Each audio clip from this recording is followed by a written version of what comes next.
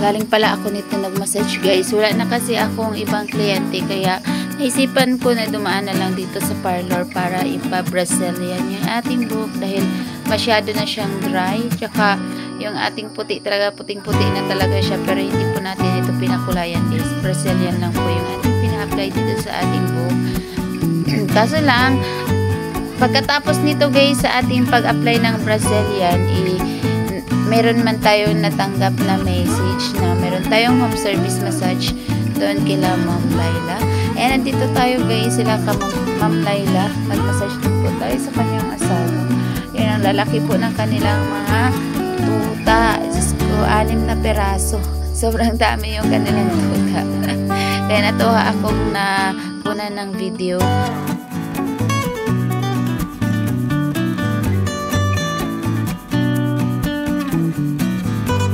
After massage natin guys, bumalik na rin tayo dito sa parlor ni Idelina. Bali, ayan na po. Then lower na po yung ating buhok at plenansya. Ayan na po yung ating result ng ating Brazilian. Bali, hindi lang po tayo nagpakulay. Yung ating buhok ay nagiging parang golden na po. Hindi na masyadong maputi yung ating buhok. At ito din po yun sa likod banda. Ayan, maayos na yung ating buhok guys. Di na tayo bro. Thank you po talaga sa aking mga client dahil nakapagpa-Brazilian tayo. Tapos, pauwi na rin po tayo nito guys. Nag-bye-bye na tayo kay Idelina. Kasi, pauwi na tayo ng bahay. And the next day, maaga tayo yung gumising guys, 4 AM. Kasi nga, marami tayong nilabahan. Ayan, nilabahan, sinampay na natin ulit. Tapos, after natin naglaba, ayan, nagwalis na tayo agad. Medyo maulan ngayong araw na to guys. Kaya, ayan, makulimlim. Maaga pa pero makulimlim na. Kaya binilisan natin yung ating pagwawalis dahil ayan, i-ready natin yung ating mga palay dahil papakuha na natin ito guys sa taga-kiskis ng sana may available sila na sasakyan para makuha ito kasi Makati din pag mayroong mga palay dito sa atin, dito rin kasi kami na hihiga or natutulog ni Mateo dito sa natin ng palay. Yan, i-ready na natin guys kasi kailangan na rin natin maging bigas itong palay para maging pera na. Maging pera. Sinukat pala natin ito kasi bininta ito ng ating kapitbahay. Bali, kalahating sako is 400 yung kanyang bininta sa atin. Tapos nabilad na niya rin. Kaya maraming salamat sa nagbenta na inano na niya, binilad na rin niya kasi alam niya sobrang busy ako, gabi na nakakauwi kaya binilad na rin niya tapos tsaka na hinatid dito sa bahay. 400 po yung kalahati. Ito na po yung guys, bali ang party ko pala dito is 3 sako yung pinagtatanim ko, di ba? Yung pinapakita ko sa inyo, minsan nagtatanim ako. Ayan, yung party natin 3 sako. Tapos yung iba nito guys na bali nagbubunga pa lang, bininta na nila worth of 800. Tapos dahil bumaba yung bigas ngayon, bali 800 na talaga ang sako ng ating binibili ng mga may nagbinta sa atin. Ang ating guys, yung ating palay, umabot po siya ng 7 sacks and kalahati.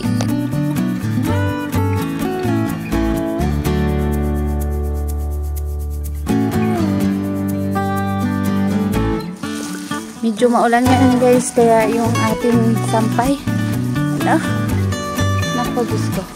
Bakain tayo sa biik ni Mateo. Bali binigyan siya ni Mailin niya ng isang biik pang college, kaya ngayon pakakainin natin.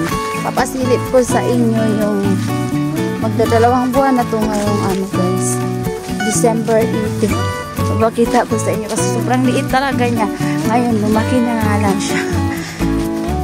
Siya. Ik. Yun. Hi! Ayan guys, lumaki-laki na rin siya konti. Ayan, wait lang. Talagay natin itong kanyang kailan. Ay, hindi. Ayan. Dito natin siya pakakainin. Wait lang! Ayan. Ayan na siya. May cooks. Ano na to guys, magdalawang buwan Maliit kasi siya masyado dahil yung pag nito, wala pa isang buwan, pinakuha na agad, hindi nakadili sa nanay. Kaya, starter na agad yung pinakain sa kanya. Magdalawang buwan na ito ngayong December 18. November 15 to siya kinuha. Isang buwan. 3 days bago isang buwan, pinakuha na siya agad. Yung alaga ni Mateo pang college daw niya. Gagawin daw niya itong inahin. Dumating na pala si Mateo guys, galing sa church. Siya lang isang nagsimba kasi ako na late na ako dahil naglaba ako ng maaga 4 AM. Kaya na late na tayo. Tapos buti na lang nakarating siya kasi bigla namang umulan. Grabe yung ulan guys. Kaya nakaidlip tayo. Tapos meron tayong home service massage na naantala tayo sa ating home service massage. Kaya gabi na tayo makakapunta. Gabi na tayo guys magmamassage. Tibyawan lang naman kaya malapit-lapit lang. Isa lang din yung ating imamassage ngayong araw na ito. Pero at least kahit paano meron tayong kita ngayong araw na ito. Ayan, guguran na tayo guys. Medyo maambon-ambon. Tapos nagdala na rin tayo dito ng raincoat, sombrero. Tapos si Mateo iniwan lang natin kasi gabi nga. Tapos medyo makulimlim, maulan-ulan. Kaya tayo lang mag-isa na umalis. Ayan, alis muna ako guys. Patibiyawan muna tayo. Nakarating na po tayo ng Tibiyawan guys. Ayan, iwan natin muna dito at mag-massage muna tayo para makatapos tayo agad. Ayan, wala na talagang katao-tao. After massage guys, ayan, umuwi na tayo ng bahay. Meron pa tayo natanggap na regalo. Maraming salamat Ma'am Joy Cabrera and Sir Maris Cabrera sa magandang regalo na ating natanggap na hindi natin nakalain. Na-surprise talaga ako guys kasi meron tayong baona ng tubig tapos binigyan tayo ng ampaw bread. Ayan, yung loob nito guys, ipapasilip ko sa inyo. Ayan, maganda po siya kasi pwede po yata siya na hot and cold. Ayan, pwede na natin lagyan guys kung ano-ano, init man o malamig. Ayan, kasi stainless po sa loob. Kaya happy talaga ako nakatanggap nitong regalo na to. Aga nating nakatanggap ng regalo guys.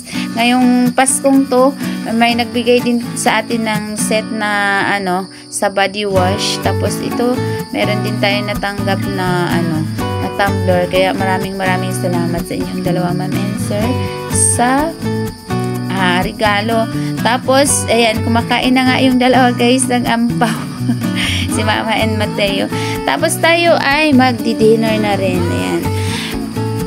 Tayo guys, dinner na tayo para makatulog ng maaga. Si Mateo naglambing. And thank you for watching mga guys. Maraming salamat po sa walang sawang pag-suporta sa aming channel ni Mateo. Hanggang sa muli. Bye bye po.